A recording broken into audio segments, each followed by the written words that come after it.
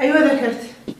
ايوه ما هو اللي ذكرتي؟ قول اليوم اقتلع على يد ولا وخليت يوسف ابنك يدخل يصلح لي وانا دخلت يصلح لي الغداء.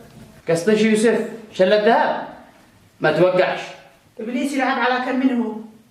خلاص نصبر لو ما يجي وما يقطع الشكل لا يجي.